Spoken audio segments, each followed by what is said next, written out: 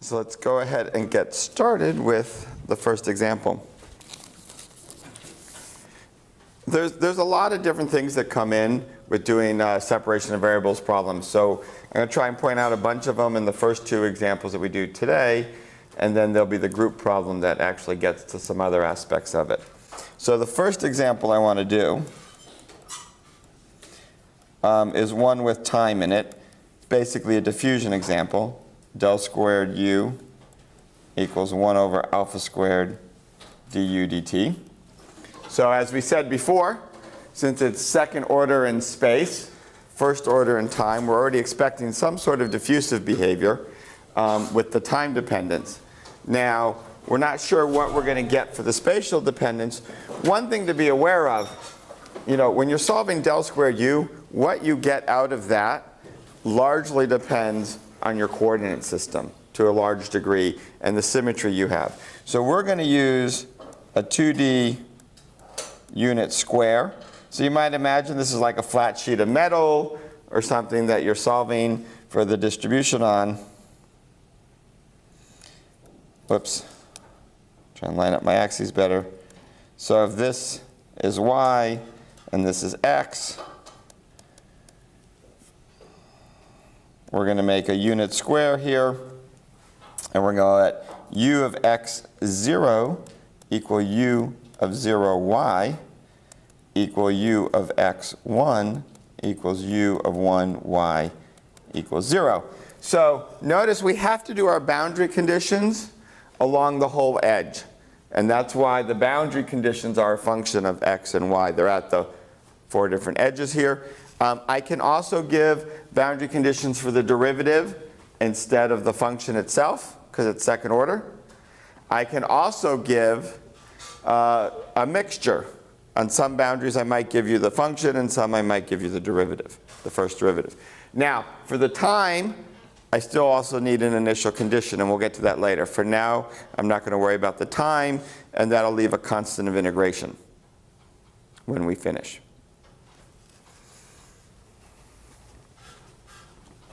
Now, because this is a rectangle,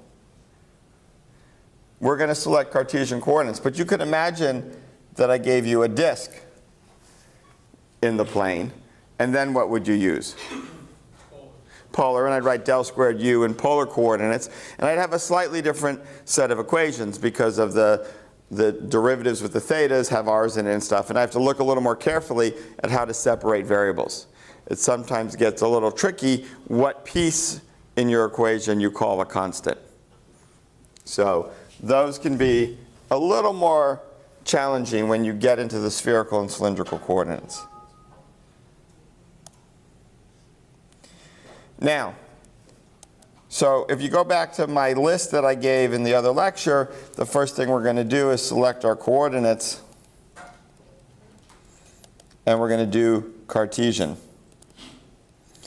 And we have del squared u dx squared plus del squared u dy squared equals 1 over alpha squared du dt. Now, in this case, we're setting it equal to du dt, and it's not going to happen, but a lot of times we're solving del squared u equals 0, or various things. What is a solution of del squared u equals 0?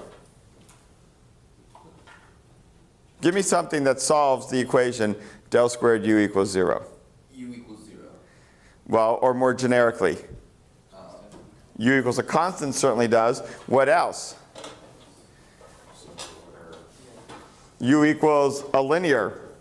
Right? If I'm having it a constant, and I'm taking 2 derivatives, it's anything second order. No, if I'm setting it equal to 0, del squared u equals 0, I need only linear. Anything second order will give me a constant. So one of the habits to not get into, you'll see most of these solutions, we actually get sines and cosines. Why? Because we're setting things equal to constants, we're trying to match boundary conditions. And this happens so much, you get in this rut, that every now and then when the solution is linear, or the solution's a constant, you miss that. The other thing to be aware of is Mathematica, as I reminded you, won't know about the fact that sine n pi x is 0 at the boundaries. So if you just try and use dsolve, you often will get things like the solution 0 everywhere, if you put in all the boundary conditions. So in Mathematica, you usually, if you're doing PDEs with particularly boundary conditions that are 0, you generally have to do dsolve, then go back and figure out what the boundary conditions tell you about the various parameters in there. So it won't do it all for you in one step. There's another reason to pay close attention to these methods. Now, what's the next step if I'm moving forward? I assume it separates. And if you, as you get better at this and you do it, say, on the tests, you don't have to write out each line in gory detail, as long as you tell me what you're doing. If you say, I'm going to do separation of variables, I'm going to assume u of x, y, t is x of x, y of y, t of t, and then you say I'm going to plug in and divide, you could jump right to the equation if you're getting good at it. But let's go through it in this case just so you can see. So if I plug in that value of u here, the key thing to notice is the partial derivatives only act on that piece of the function that has that variable. And so I will get out t of t, y of y, and now it becomes a total derivative of x with respect to x when I plug in here, because the only part of u that depends on x is x. Likewise, I get t of t, x of x, total derivative of y, and then I get x of x, y of y, total derivative of t. Remembering that's a first derivative, first order, and those are second order. Now, what I want to do is divide everything by u, x, y, t. And this is really the key step in separation of variables. Again, once you get good at this, you won't write out each of these steps. But particularly if you're using spherical or cylindrical or polar coordinates, it's worth doing this because sometimes your r's or thetas, you have to be careful about where they are. And you'll have like a term 1 over r squared times something that's just thetas. And it's that piece that kind of has to be a constant. And you have to be careful how you're doing things. So I get to cancel that, and I see only x is left. I get to cancel, whoops, cancel the wrong thing. Get to cancel those, and only y is left. Get to cancel those, and only t is left. And this is what we mean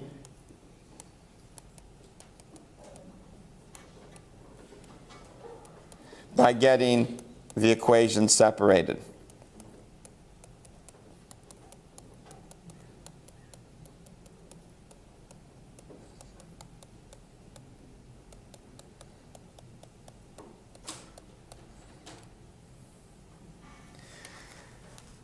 Now, any questions on that?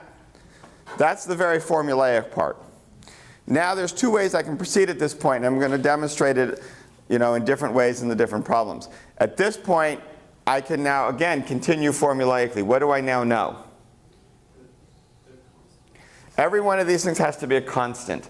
And that's one thing that often causes students problems, but you have to think about it just a little bit. I can't really prove it to you, I think, other than saying, if I have a function of x, a function of y, the only way for them to add to 0, just like with our linear independent things, is for them each to be an equal and opposite constant. And a constant is, by definition, a function of x. It's the function of x that's constant. It's also a function of y.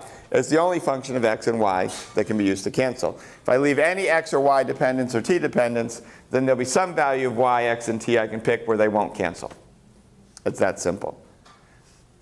So I'm going to go through, and I could just set them like each to their own constant and then deal with making it 0 or work out after the fact. That's one way I could do this. Looking at this, what do you notice?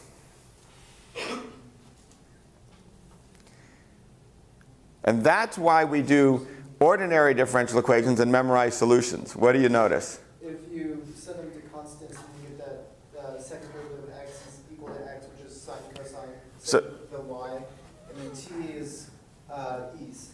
Right, so this one is our standard exponential growth or decay. These two are standard problems of sines and cosines, or e to the I kx's. Now we know physically, with no source here, is the temperature of this system, if I fix the boundaries at 0, is it going to increase to infinity, or is it eventually going to go away? Or maybe stay constant, if we get lucky.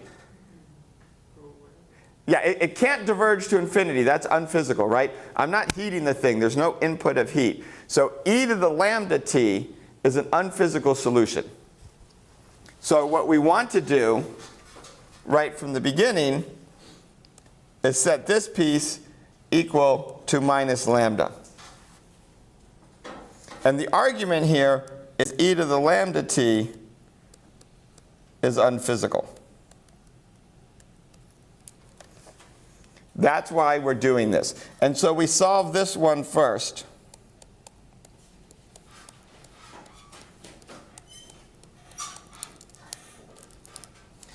And when I do that, I get t of t, whoops, I had t in two places, multiplied by the t, I get t of t equals e to the minus lambda t.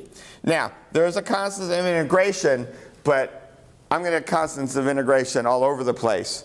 And I'm multiplying t times x times y. So let's save letters and just put one constant in at the end when we're done.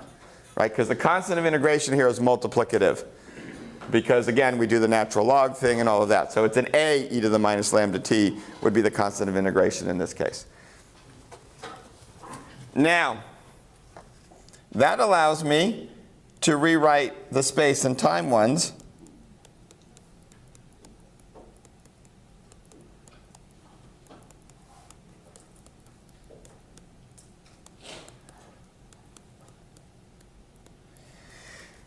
and notice, if I'm expecting these to be sines and cosines, now let's think about it for a second. I'll redraw my boundary condition. I have a square that's 0 on all the sides. Okay. In principle, e to the lambda t is a solution of d squared y dy squared, right? That is one option. It doesn't have to be sines and cosines. If I take two derivatives of lambda, e to the lambda t, I get lambda squared back.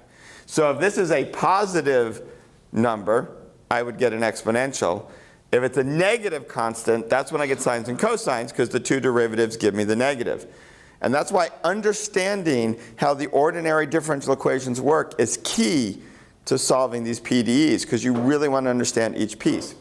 Now if I look at my boundary condition, is there a way to have an e to the lambda x and match my boundary conditions? No, because e to the lambdas are, monotonically increasing, right? If I have 0 here and 0 here, what am I going to want to match my boundary condition? Some sines or cosines, right, that can come back and forth and be periodic. So the right thing to do here is to put a minus kx squared and a minus, that's an x, ky squared. And notice some careful thought went into this, and this is where the thinking comes in doing the separation of variables.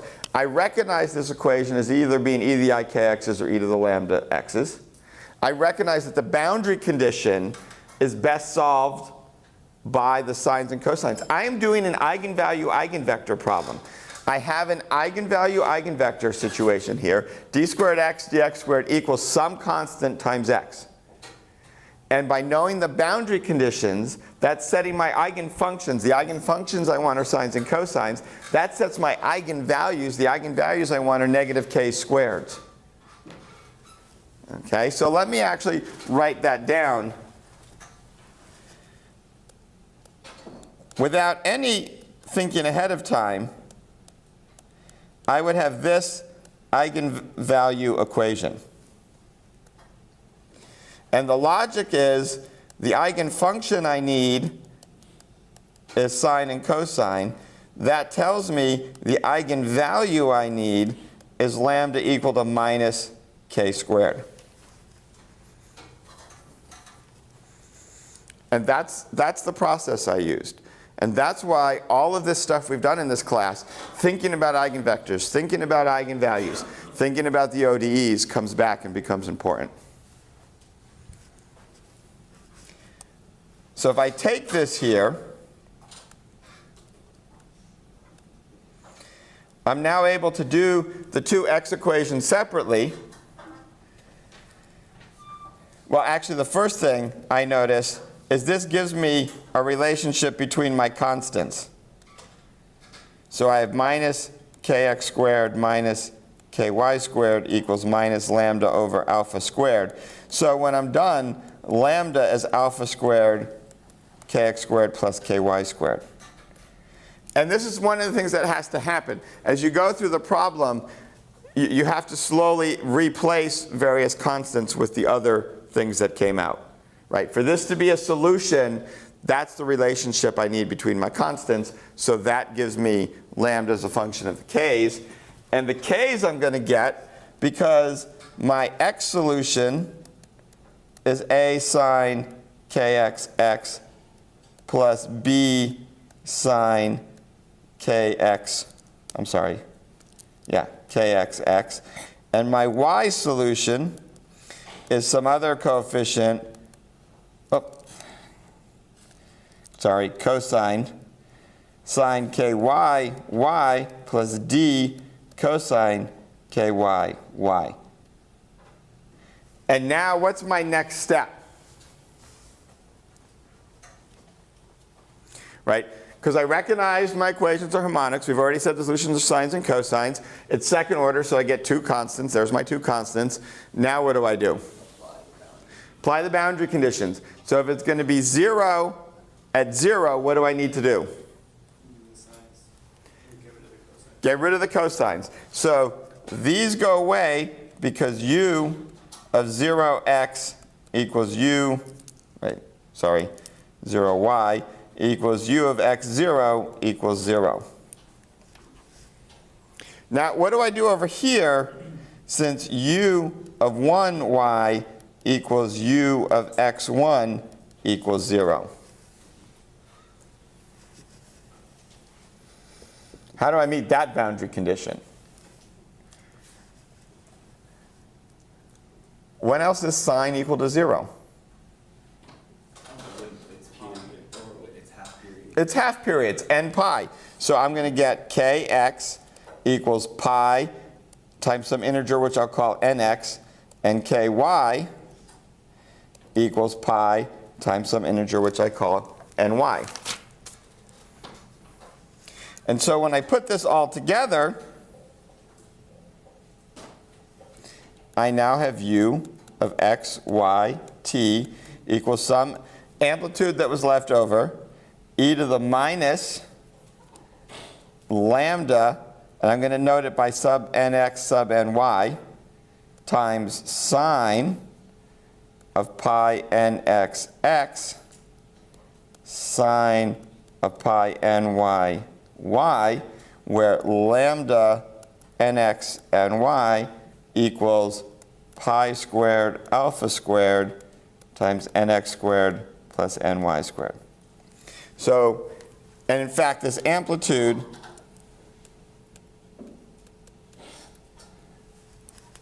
is specific to nx and ny. Now, what have I actually found? Have I found the most general solution?